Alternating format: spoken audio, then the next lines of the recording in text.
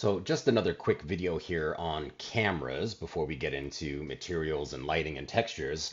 I wanted to show you that you can create more than just the cameras that we've been using. So right now I'm in the default perspective camera, right? I can, this is the camera that we're using, right? We know that if I press space, this brings up the orthographic views, right? But we can also create more than just the cameras that we have here. So for example, if you wanted to create multiple shots of different spaces within your scene and save and render those, we can do that. So you would come up to create cameras and then click on camera here, and it will put a camera right in the middle, and this behaves just like any other object, right? You can move and rotate this, and I'm going to go ahead and just kind of rotate this camera to kind of be looking at this scene, right? And that camera exists in this three-dimensional space. And if I want to see what this camera sees, I can come back up to panels, right? And you can see that a new camera has been added. So if I click on camera one,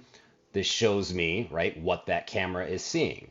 Now, this can be useful, like I said, if you're wanting to get multiple shots within the room and you don't want to constantly have to move your camera around and try to render each view, which I'll show you how to do that later. But what we can do is I'll just show you here. So the camera view that I'm in now, right? If I select this camera, we can see these values all come up within that camera, showing its space, its rotation, its scale. So one thing you can do is you can actually just highlight all of this and then right click and hold, right? And then you can come down to lock selected. So that means that you won't accidentally be able to move it. Let's just say you get the perfect shot and that's what you want to see, right? You won't be able to move that camera, okay? Alternatively, what you could do is, let me go ahead and let me unlock selected. The other thing that you could do, so notice now I can move it around. The other thing that you can do is you can come to panels and select the camera again. And while I'm here, right, I can do this, just behaves just like a regular camera. Wherever I leave this off will be where that camera leaves off. But let's just say this is the view that I want. I have all my materials. I have the lighting. It's a nice little scene. I want to snapshot this to render it.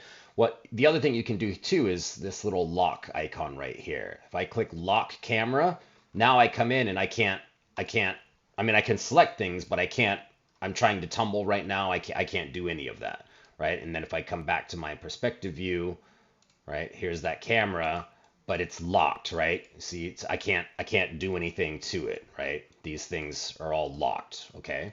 So for this the modeling project, or sorry, the room project that you're going to do, you're going to be required to do this because you're going to get 4 screenshots of various scenes in your room, and this is how you would go about doing it, right? So you can name these cameras though too, right? So because I'm on this camera, actually let me go back to perspective view. So if I select this camera, right? If I bring up the attribute editor here, you can name the camera. You can call this, view, view 1 or something, or whatever you want, but that's a way to keep track of it. And then you can see it here in the outliner as well. So that when you're in the outliner, yeah, you could select each of these views independently. There's a lot of other things you can do here that I'm not really going to go into, not yet at least, but play around with these settings, as you're kind of going through this stuff and learning it. But for right now, just the basics of learning how to set up a camera. And again, yeah, you could set up, you can set up multiple cameras, right? Have multiple views locked in and get those, right? Get those set in place. Okay?